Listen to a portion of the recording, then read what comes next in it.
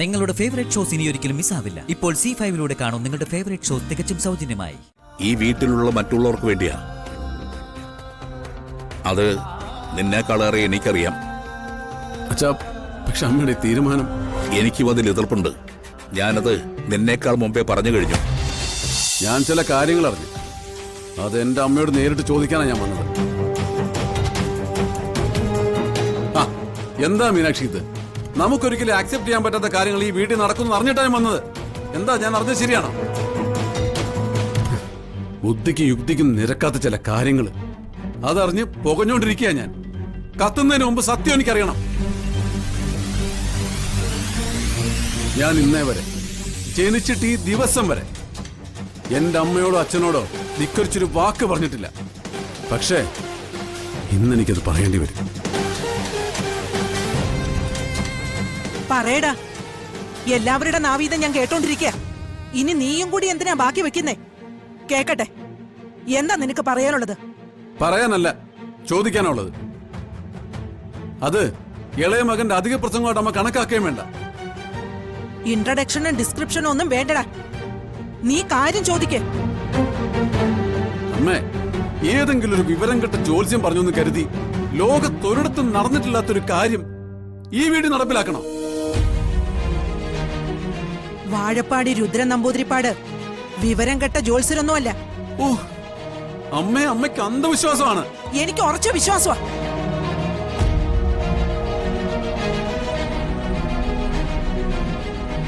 എന്റെ കുടുംബം തകരാതിരിക്കാനും നിങ്ങൾക്ക് ഓരോരുത്തർക്കും ആപത്തുകൾ ഉണ്ടാകാതിരിക്കാനുമാണ് ഞാൻ ഇങ്ങനൊരു തീരുമാനത്തിൽ എത്തിച്ചേർന്നത്. ആ ജോത്സ്യര് പറഞ്ഞത് എനിക്കനുസരിച്ചേ പറ്റൂ. എനിക്കത് നടപ്പാക്കിയേ പറ്റൂ.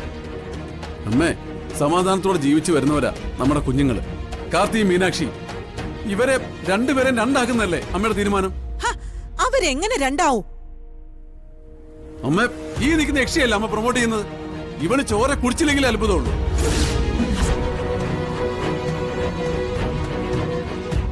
എടാ, ഇവള് ചെലം പണിഞ്ഞു വന്ന് നൃത്തം വെച്ച പതർന്നവനല്ല എന്റെ കൊച്ചുമകൻ കാർത്തിക്.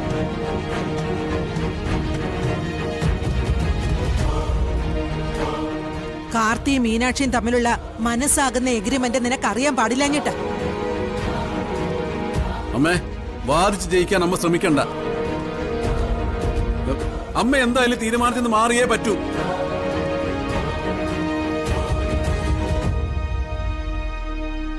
എന്റെ കുടുംബത്തിന്റെ നന്മയ്ക്ക് വേണ്ടി ഞാൻ എടുത്ത തീരുമാനമായത്. അത് മാറ്റുന്ന പ്രശ്നമേ ഇല്ല. എങ്കിൽ ഇന്നു മുതല്, ഈ നിമിഷം മുതല് ഞാൻ ഈ വീട്ടിൽ താമസിക്കില്ല.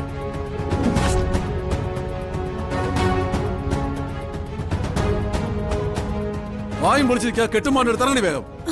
ജഗദീഷേട്ടാ, ഓ, നീ ഇവളും തമ്മിൽ ഇപ്പോഴും നല്ല കമ്പനിയാണല്ലേ? അയ്യോ ഇല്ല, ഒട്ടിച്ചേർന്ന് നിൽക്കുന്നോടി.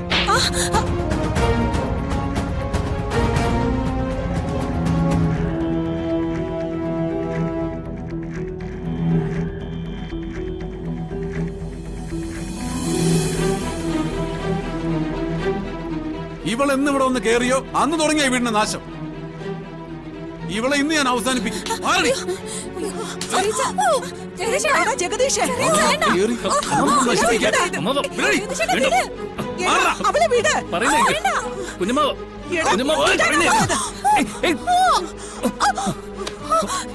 ഇവളെ കൊല്ലണ്ടതാ.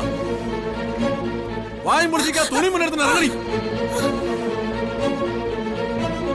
കുട്ടികളുടെ ജീവിതം തകർക്കുന്ന തീരുമാനം അമ്മ എന്ന് തിരുത്തുന്നോ അന്നേ ഞാൻ ഈ വീട്ടിലേക്ക് തിരികെ കയറുള്ളൂ.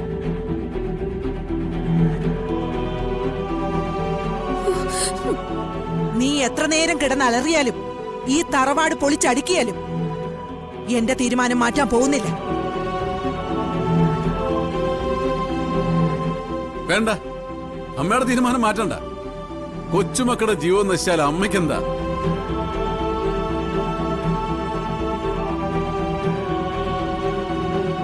ആ, യാത്ര പറയാൻ നിൽക്കണ്ട, ഇറങ്ങിക്കോ.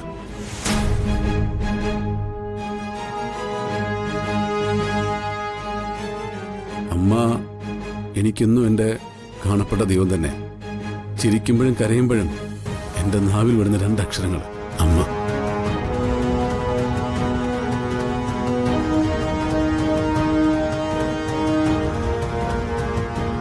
തെറ്റ് ചെയ്യാൻ അനവധി സാഹചര്യങ്ങൾ ഉണ്ടായിട്ടും തെറ്റിലേക്ക് വഴുതി വീഴാതെ എന്നെ പിടിച്ചു നിർത്തിയത് എന്റെ അമ്മയുടെ വാത്സല്യം.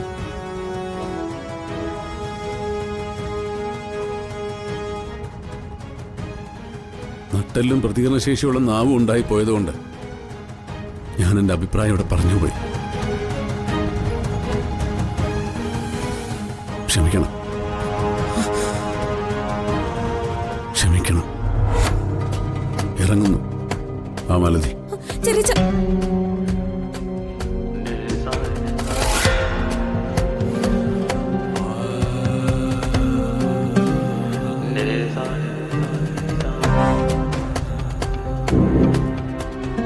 മോനെ ജഗദീഷേ, സ്വാർത്ഥ താല്പര്യത്തിനു വേണ്ടി നിന്റെ അമ്മയൊന്നും ചെയ്യാറില്ല.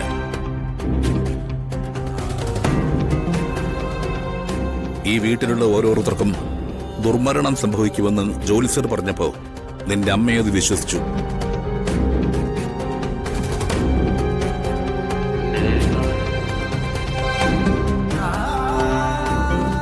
വിശ്വാസൂര തെറ്റാണോടാ? അച്ഛാ, നിന്റെ അമ്മ ജീവിക്കുന്നത് തന്നെ ഈ വീട്ടിലുള്ള മറ്റുള്ളവർക്ക് വേണ്ടിയാ. അത് നിന്നേക്കാളേറെ എനിക്കറിയാം. അച്ഛാ, പക്ഷെ അമ്മയുടെ തീരുമാനം. എനിക്കും അതിൽ എതിർപ്പുണ്ട്. ഞാനത് നിന്നേക്കാൾ മുമ്പേ പറഞ്ഞു കഴിഞ്ഞു. ചെമ്പകമംഗലത്ത് രാജലക്ഷ്മി ഒരു തീരുമാനം എടുത്തിട്ടുണ്ടെങ്കിൽ അതിൽ നമ്മളാരും കാണാത്ത 100,000 ശരികളുണ്ടാവും. കുഞ്ഞുങ്ങളുടെ ജീവിതം തകരാനൊന്നും നിന്റെ അമ്മ കൂട്ടുനിൽക്കില്ല. അതുകൊണ്ട് നീ സമാധാനത്തോടെ ഇവളെയും കൂട്ടി അകത്തേക്ക് പോകും. അകത്തേക്ക് പോകാൻ. അച്ഛാ, എനിക്കൊന്നും കണ്ടു നിൽക്കാനുള്ള സഹനശക്തി ഇല്ല അച്ഛാ. ഒരു കാര്യം ഞാൻ ചെയ്യാം.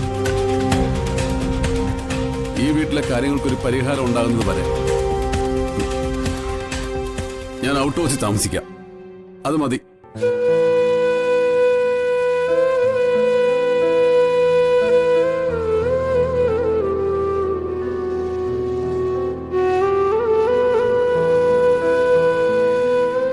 നിന്റെ കണ്ണുകളില് കത്തുന്ന ഒരു പകയുടെ തീക്കണ്ണി ഞാൻ കാണുന്നുണ്ട്. നിന്റെ ലക്ഷ്യം എന്താണെന്നും എനിക്ക് വ്യക്തമാണ്. നിനക്ക് പിന്നിലായി അണിനിരന്ന് നിൽക്കുന്ന ചെമ്പകമംഗലത്തെ ശത്രുക്കളെയും എനിക്ക് നന്നായി അറിയാം.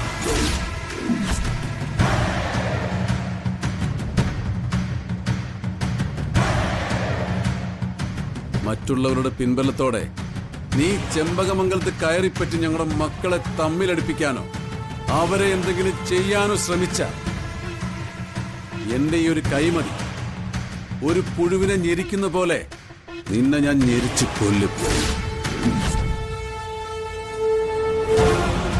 എന്നിട്ട് നിന്റെ ശവശരീരം ചാക്കിക്കെട്ടി അറബിക്കടലിൽ കൊണ്ടുപോയി തള്ളും.